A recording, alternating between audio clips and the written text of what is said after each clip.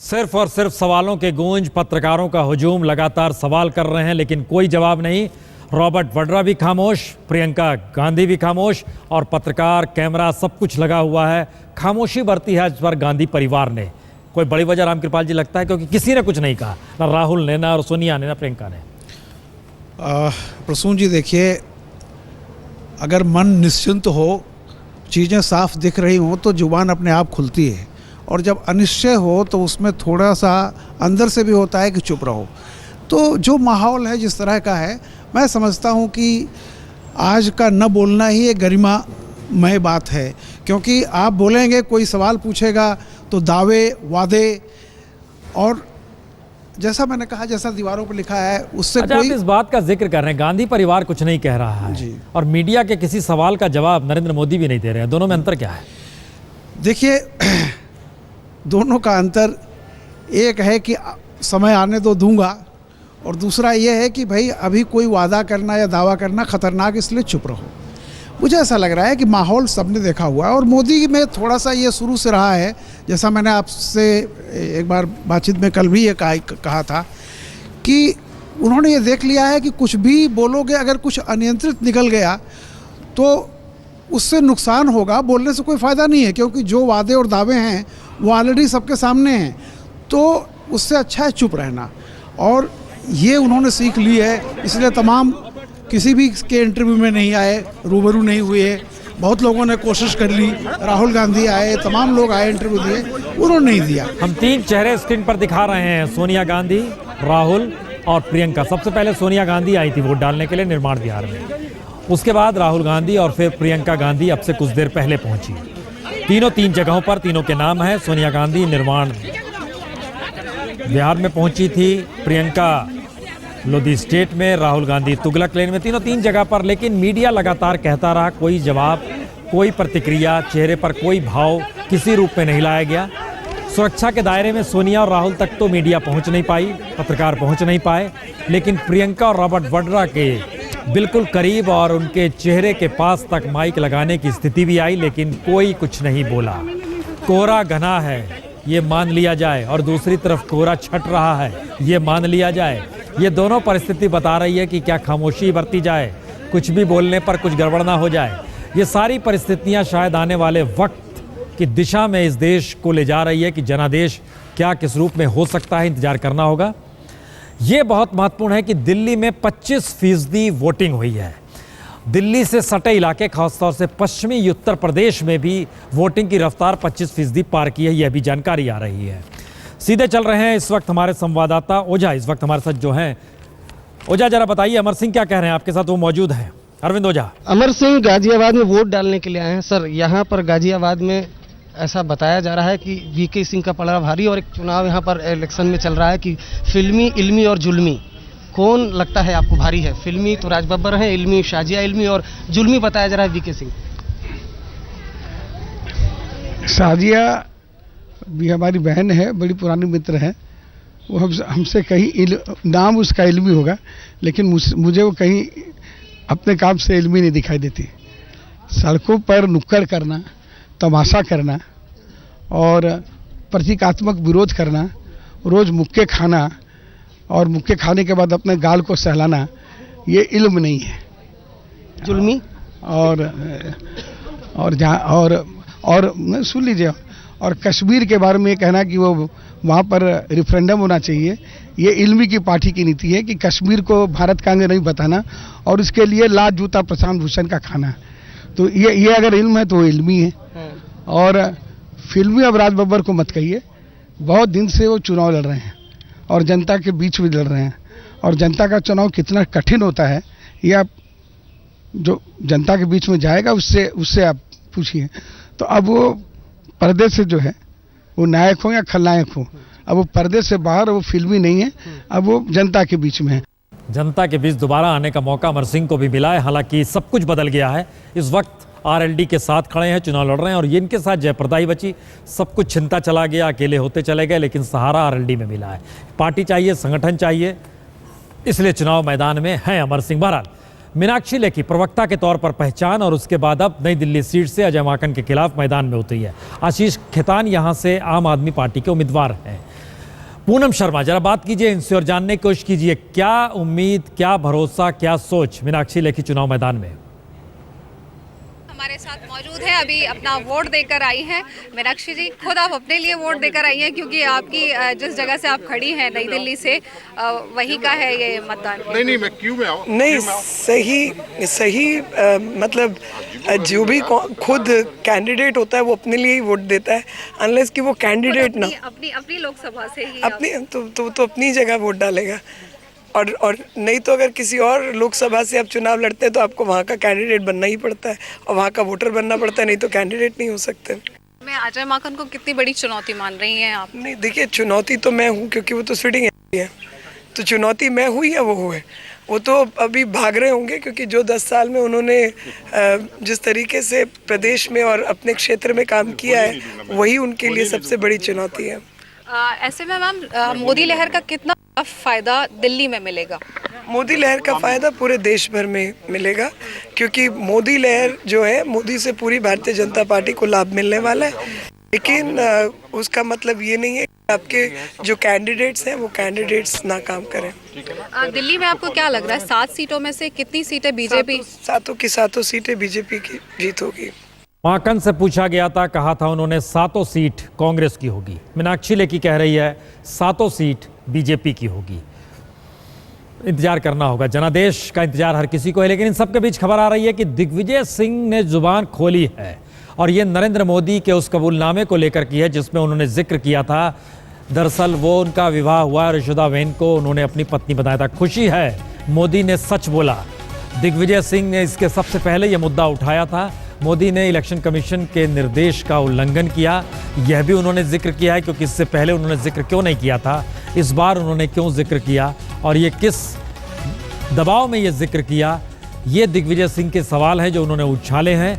इससे पहले दिग्विजय सिंह ही लगातार इस बात का मीडिया में जो चल रहा था उसका जिक्र उन्होंने करते हुए कहा था कि मैंने वहाँ एक तस्वीर देखी, वहाँ पर चर्चा देखी और बताना चाहिए नरेंद्र मोदी को अपनी पत्नी के बारे में। और अब जबकि उन्होंने हलफनामे जाहिर कर दिया है कि उनकी पत्नी यशोदाबेन है, तो फिर अब आज दिग्विजय सिंह ने अब से कुछ देर पहले जो बातचीत हमारे संवाददाता कुमार विक्रांत के साथ की, उसमें इस सवाल को उठाया है कि सुप्रीम कोर्ट के निर्देश का भी उल्लंघन किया इससे पहले और मोदी ने सच बोला। इसकी खुशी जाहिर कर रहे हैं अब वो, लेकिन कहीं ना कहीं उल्लंघन तो निर्देशों का हुआ है।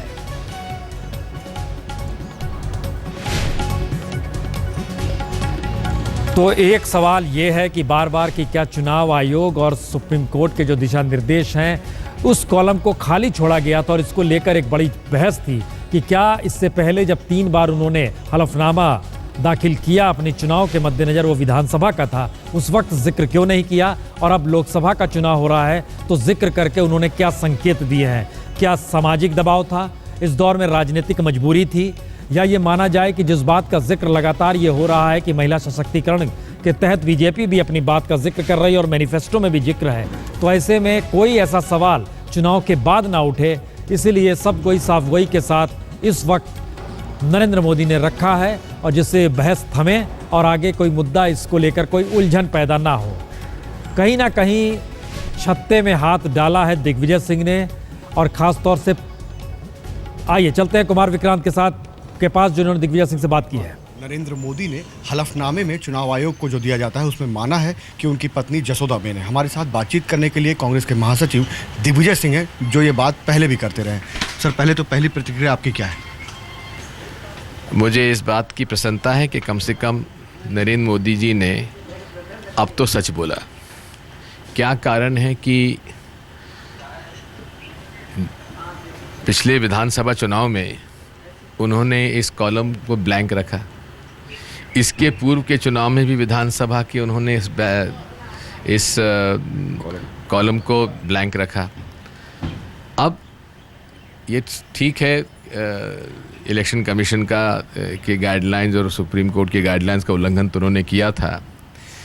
मेरा केवल इतना ही कहना है कि जो व्यक्ति अपने मैरिटल स्टेटस में भी शादीशुदा है कि नहीं इसमें भी झूठ बोलता है और वो व्यक्ति जो कि अनजान महिला के पीछे अपने जासूस छोड़ता है और अब अपनी विवाहित पत्नी को भी घर से अलग रखा हुआ है, ऐसे व्यक्ति पर अब क्या इस देश की जनता और देश की विशेषकर महिलाओं को भरोसा करना चाहिए? सर 4 बार उन्होंने पहले ये कॉलम खाली रखा, अब जाकर भरा है। क्या भविष्य में कानूनी अड़चन ना आए जिस कुर्सी पर उनकी नज़र है, इसके लिए उन्होंने ऐसा किया आपको लगता है? स्वाभाविक है, ये व्यक्ति तो झूठ बोलने में माहिर है, हर प्रकार से जनता को धोखा दे रहा है।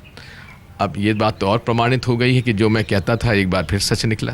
सर एक सवाल और, आखिरी सवाल, जिस तरीके से उन्होंने अब ये मान लिया है, क्या आप इस अपनी पत्नी को वहाँ पर जगह देना या वहाँ नाम लिखना पत्नी का, और एक तरफ स्नूप गेट का जो मामला चल रहा था, दोनों का कोई संबंध देखते हैं आप कि वो मामला पीछे रह जाए? ये व्यक्ति की मानसिकता महिला विरोधी है, इससे स्पष्ट होता है। बहुत बहुत शुक्रिया आज तक से बात करने के लिए। तो ये थे दिग्विजय सिंह, कैमरामैन अश्विनी हरन के साथ कुमार विक्रांत सिंह, आज तक। हर तबके के लोग वोट डालने के लिए निकले हैं और हर तबके की अपनी अपनी परेशानी के सबब हो सकते हैं, लेकिन इस चुनाव को परिवर्तन या फिर कहीं ना कहीं अपने साथ जोड़ते हुए हर शख्स देख जरूर रहा है। हम सीधे मेरठ चलते हैं, मौसमी वहीं पर है। मौसमी, जरा बात कीजिए महिलाओं से, खासतौर से मुस्लिम महिलाएं बड़ी तादाद में हैं वहाँ पर।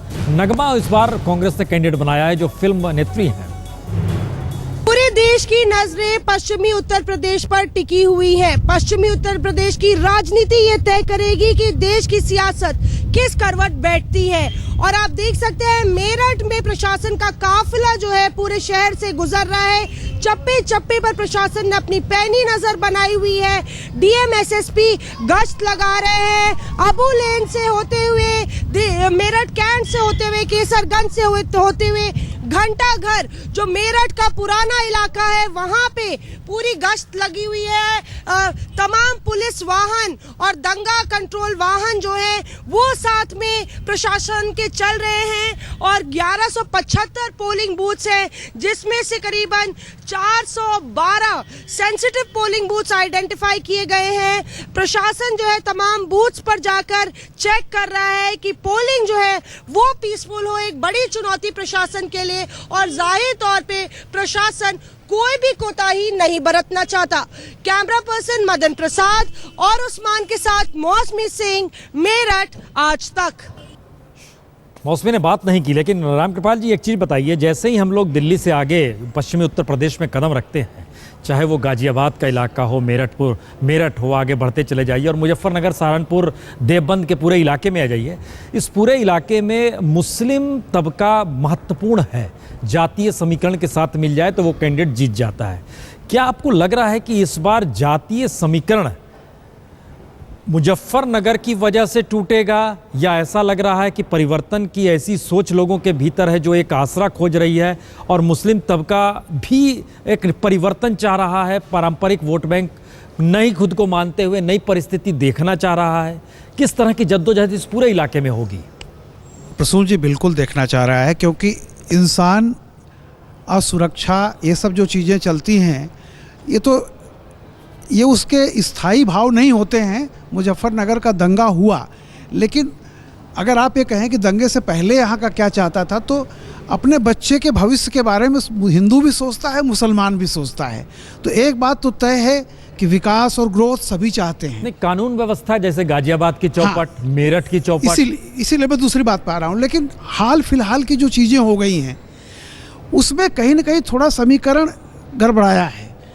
तो जैसा आप कह रहे थे कि कास्ट चलेगी या रिलीजन चलेगा, तो कोई रिलीजन चलाना नहीं चाहता, लेकिन अगर आत्मरक्षा और मजबूरी के चलते एक भय जो पैदा किया जा रहा है या हो रहा है, उसके चलते तात्कालिक पोलराइजेशन भले हो जाए कुछ, लेकिन वो कोई देश व्यापी पोलराइजेशन नहीं होगा। मैं फिर कह रहा हूँ कि जो सबसे बड़ा फैक्टर होगा वो फैक्टर यही होगा, होप, उम्मीद, बदलाव कौन करेगा। और फिर दूसरा मैं कहता हूँ कि सुरक्षा आज भी है, लेकिन कहीं ना कहीं अगर पूरे देश के नज़रिए में आप देखें तो बदलाव नंबर 1 पे है, सुरक्षा नंबर 2 पे, भाईचारा नंबर 2 पे है। लेकिन कुछ इलाके ऐसे हैं जहाँ ये उलट है, जहाँ भाईचारा नंबर 1 पे है, बदलाव या विकास नंबर 2 पे आ गया है। क्योंकि अगर जान रहेगी तो जहान है, तो इस तरह के। लेकिन मेरा कहना है कि ये कोई राष्ट्रीय नहीं है, राष्ट्रीय लेवल नहीं है, स्थानीय है।